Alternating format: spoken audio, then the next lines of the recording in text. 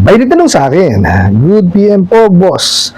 Isa po akong follower nyo. Pwede po bang paki-analyze ang letter?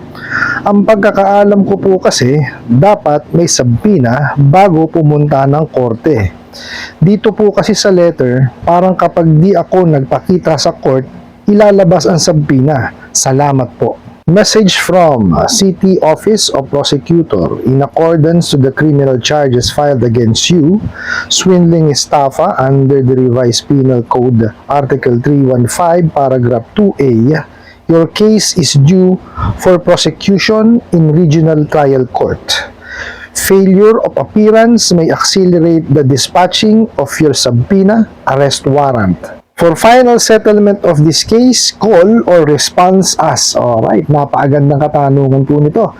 Pero bago po natin sasagutin, imbitahan ko muna sana kayo. Napakisuportahan po sana aking mga social media accounts sa YouTube, Facebook, and TikTok. Alright. Mahusay ho yung gumawa ng message na to, no? Di muna pinroofread or chinek man lang ho sana kung tama yung mga, mga grammar na ginamit, no? Well, wala ho tayong magagawa talaga kasi alam nyo naman hutang mga abusadong ahente ng online lending apps, copy-paste lang yung mga yan. Kung ano lang yung mga tinuro ng mga bugok nilang mga amo, ayan. Yan lang din ang bibigay sa inyo. O, di ba? Ngayon, sabi nyo po kasi, i-analyze ko yung pinadalang message sa inyo. Okay, sige ho. Pero actually, tama naman ho kasi kayo no? Ang sabi nyo kasi, ang pagkakaalam nyo, dapat sabina muna para makapunta kayo ng korte, no? Kasi ayon nga dun sa sa letter, pag hindi kayo nagpunta, tsaka pala si sabina. Di ba? So ibig sabihin, hindi alam nung mga nagpadala sa inyo nito, no? Na yung batas natin. Okay. So iyan natin. Himayin ho natin, no? Okay, sabi niyo po, no, dito sa mensahe na to, message from City Office of Prosecutor ng ano pong syudad. Okay? So, ano kagad? May mali na kagad. Okay? In accordance to the criminal charges filed against you, yung swindling daw po, no? Under the Revised Penal Code, yung case nyo daw po is due for prosecution in Regional Trial Court. Anong region po? Di ba? Kasi hindi maliwanag Kasi nga ho, ganito yan. Pag ho may sinampang kaso sa inyo, no? Regardless ho yan kung criminal case or civil case yan, pinisinampa sa inyo, dapat ho yan, meron kayong summon or sabina na marireceive para ho malaman nyo yung detalye nung kaso na isinampa ho sa inyo. Hindi ho kagaya niyan. Di po ba? At saka ho, pagka imbitasyon, kagaya ho sinabi ko kanina, no? Sabina ho at saka summon. Hindi ho message. No, mali ho talaga. Tama ho yung analysis nyo no, na para ho kayo makapunta o para kayo maka-attend dun sa sinasambang kaso sa inyo. Well, kailangan maka-receive muna kayo ng imbitasyon. No, ang imbitasyon ho kasi, ang tawag dyan is sabina or summon. Okay, so kailangan maka-receive kayo para at least alam nyo kung saan kayo pupunta. Hindi ho kagaya nito, City Office of Prosecutor ng anong lugar. Di po ba? Tapos Regional Trial Court ng ano pong lugar. Di po ba? Hindi nyo naman alam kung saan pupunta. Kung sakaling tama man. Tsaka ho, ito pa isa. Mali naman ho yung kaso isasampa sa inyo, buruin nyo, swindling estafa. Article 315. Ano ho ba ang ginawa nyo?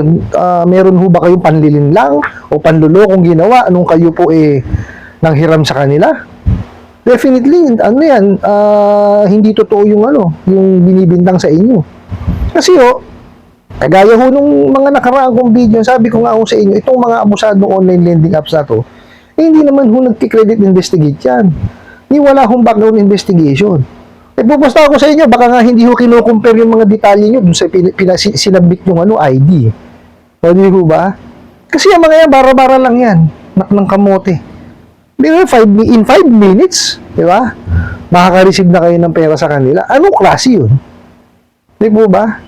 Hindi tamang proseso yung ginagawa nila. Tapos, pagka hindi sila nakasingil, ito. Isamantalang kasalanan ng mga abusadong online lending apps yan.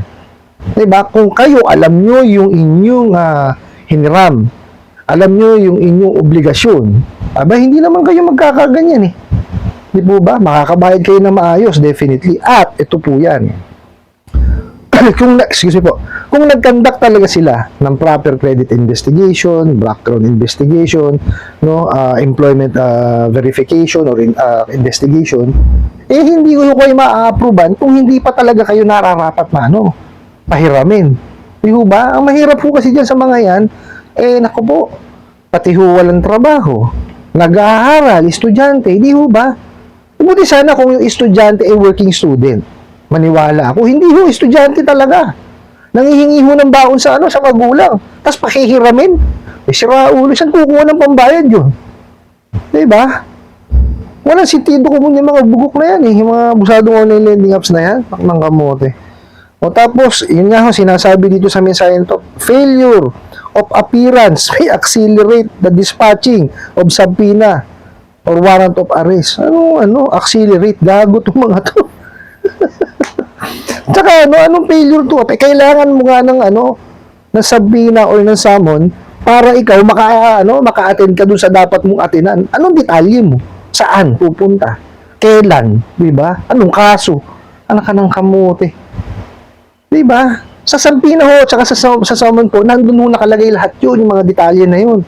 Hindi po pwede yung ganyan, sabi-sabi lang, message lang. Hindi ko maintindihan. So, maliwanag ho, walang alam sa batas yung mga bugok na yan, di ba?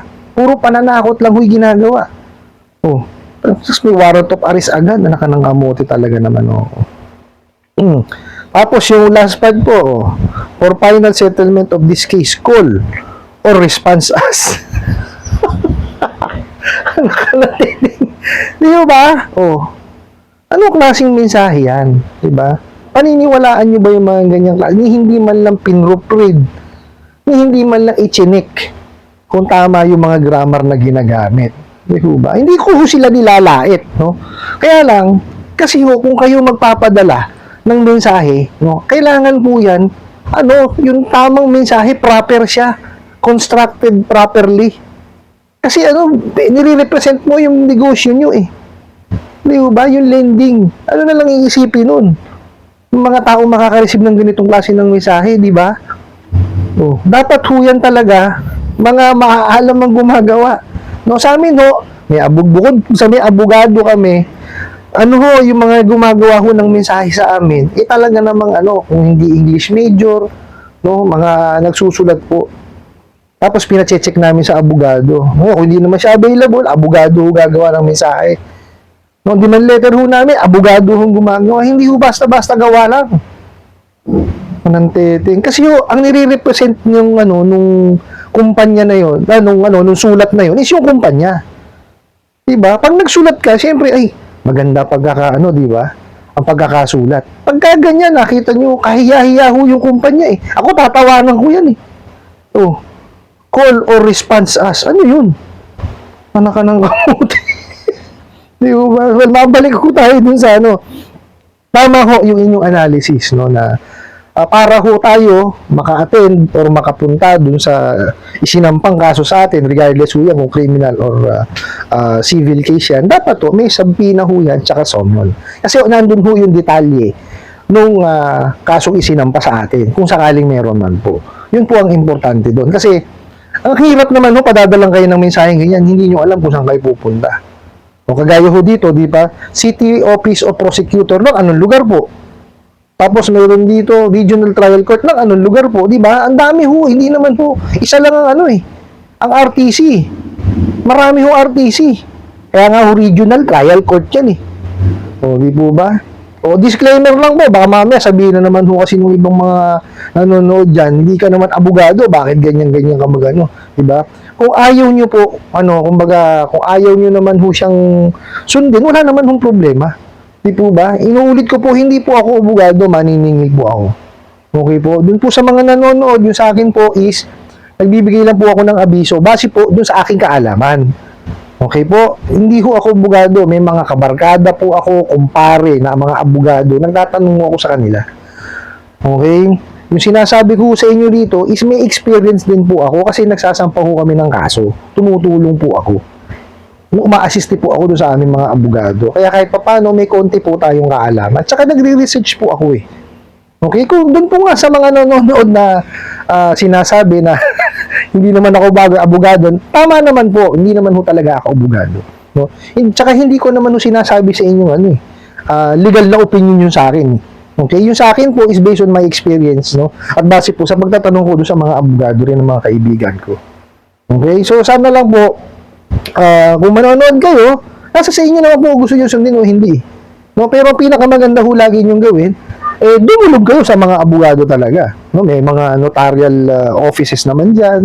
Di po ba? Kung yung kumpanya po ninyo mayroong abogado, magtanong po kayo sa kanila. Most probably tutulungan naman ho kayo.